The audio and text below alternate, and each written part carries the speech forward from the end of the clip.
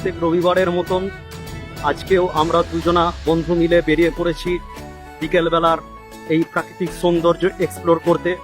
কিন্তু দুর্ভাগ্য দেখুন, সেই জ্যৈষ্ঠ মাস থেকে বৃষ্টি শুরু হয়েছে, তো আমাদের রবিবারগুলো না প্রত্যেকটা রবিবারই হয় সকাল নয় বিকেলে ফেরতে দিচ্ছে।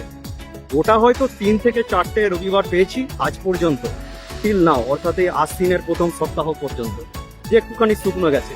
তো আজকে সারাদিনই প্রায় ওই মেঘলা রোদ্দুরই ছিল। ঠিক 4:30টার সময় আমাদের প্ল্যান ছিল বেরোবার, এখন বাজে 5:25। এত বৃষ্টি এলো জোরে, মানে আপনি কল্পনাও করতে পারবেন না। মানে এগুলোকে বলা হচ্ছে আর কি এই হাতে জল ঢেলে দেওয়া, সেরকম ব্যাপার আর, বুঝতে পারলেন? কিন্তু ঠিক আছে, কোনো অসুবিধা নেই, আমাদেরও মনের জোর কম নেই কম, ঠিক আছে, আমরাও বেরিয়ে পড়েছি, যা ভালোই হয়েছে। বৃষ্টি হতে কি হয়েছে, মানে বাতাসে যে ধূলিকণাগুলো ছিল সেগুলো আর কি গায়েব হয়ে গেছে, ওই জন্য একটুখানি চারিদিকের পরিবেশগুলো খুব সুন্দর লাগছে। বুঝতে পারছেন কত সুন্দর চারিদিকে সবুজ।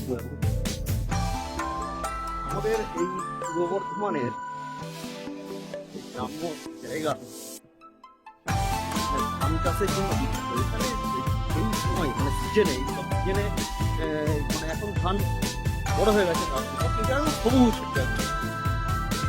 আজকে আর আপনাদের সূর্যাস্ত দেখাতে পারলাম না, কারণ আকাশে হালকা মেঘটা আছে, হয়তো অলরেডি অনেক ডাউন হয়েও গেছে, জানি না টাইমিং এখন কটা সূর্যাস্ত হওয়ার। যাক ঠিক আছে, কোনো অস্ত নেই, ওই লাল আভাটা এখনো বোঝা যাচ্ছে আকাশে আছে, আর এই কালো রাস্তা চলে যাচ্ছে।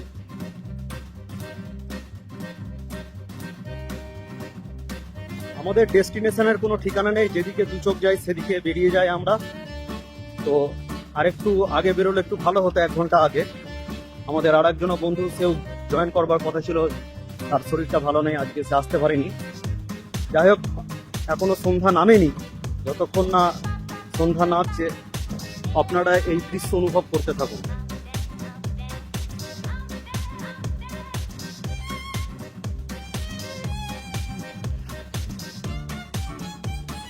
এই জায়গাটার নাম হচ্ছে ভবনন্দপুর। এই যে বাসটা গেল, এটা হচ্ছে কানলা বঞ্চি রোডের বাস, যেটা বঞ্চি স্টেশন পর্যন্ত আগে চলতো, কিন্তু এখন ওখানে যে ডিবিসির ক্যানালটা আছে, যেটা ভগ্নদশা, তার জন্য আর ওটা পার করতে পারে, আর আগে পর্যন্তই এটা স্টপেজ হয়ে যায়। দেখা যাক কত দূর যেতে পারি কিনা, তাহলে দেখাবো আপনাদেরকে। আমরা ভবনন্দপুর পাস করে গেলাম।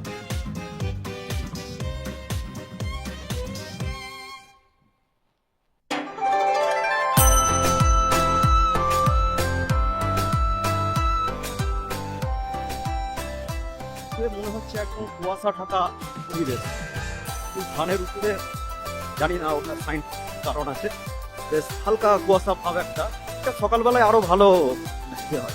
যাই হোক, এখন থেকে ওটা, তার মানে আগামীকাল কুয়াশা পড়বার চান্স আছে।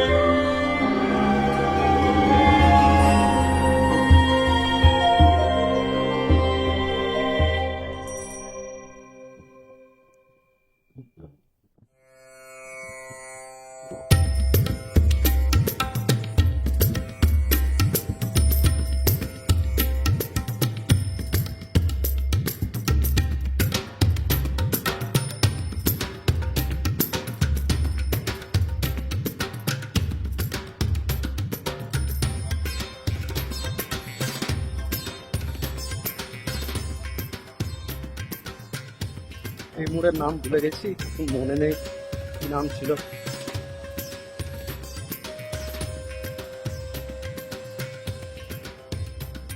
রাস্তার ধারে এরকম সারি সারি দুদিকে যদি গাছ থাকে তাহলে রাস্তার সৌন্দর্য আরো ভালো হয়ে যায়। এখানে যেমন দেখতে পাচ্ছেন আপনারা, একদিকে লাগানো আছে গাছ, এগুলো খুব পুরো নয়, 10-15 বছর হয়তো আগে লাগানো হয়েছিল, এখন বড় হয়ে গেছে গাছ, খুব সুন্দর লাগে। এটা যদি দুদিকে থাকে না, আর আপনি যদি দুপুরবেলায় আসেন আরো সুন্দর হয়ে যাবে, মানে হেভি লাগবে দেখতে।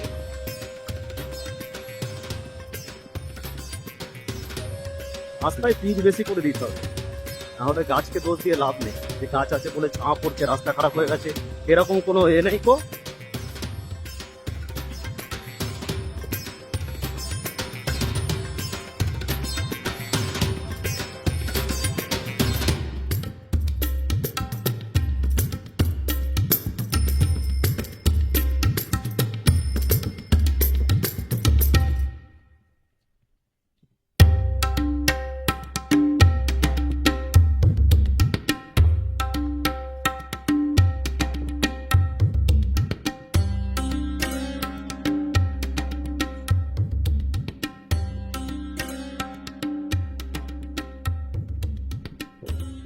দেখুন টোটো আমাদেরকে ওভারটেক করে চলে যাচ্ছে, 25 কিলোমিটার আমাদের গতিবেগ, তার মানে ও এর থেকেও বেশি স্পিডে যাচ্ছে। ঠিক আছে।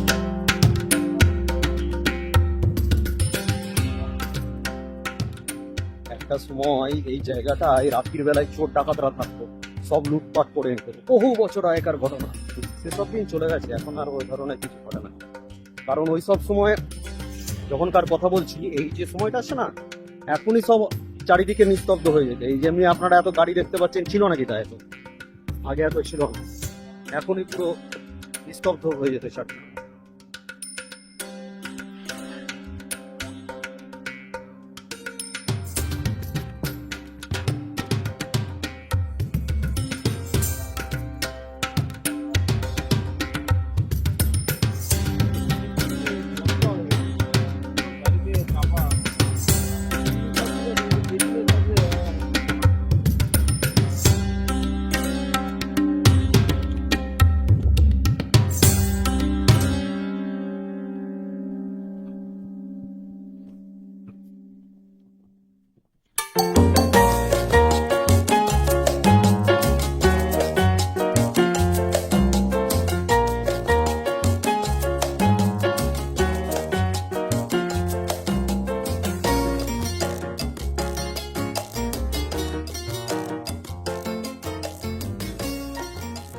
আমরা এখন সানের ডাঙ্গার মোড়ে চলে এসেছি। ওই যে বাসটা আসছে দেখতে পাচ্ছেন, ওটাকে বলা হচ্ছে সানের ডাঙ্গা মোড়। আমরা সোজাই যাব, প্ল্যান ছিল বাঁদিকে যাওয়ার, কিন্তু 1 ঘন্টা যেহেতু আমরা লেট আছি, আর ওই রাস্তায় যাব না।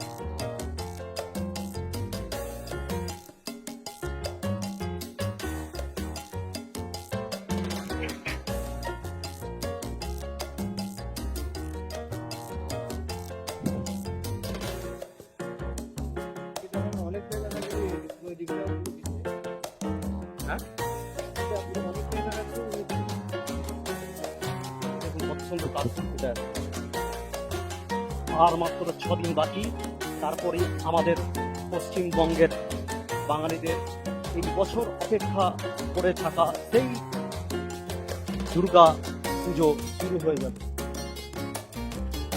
এই কাশফুলগুলো এখন আর সেই ধরনের কাশফুল দেখা যায় না, মানে আগে যেমন রাস্তার ধারে পুরো থাকতো, ওই জিনিস এখন আর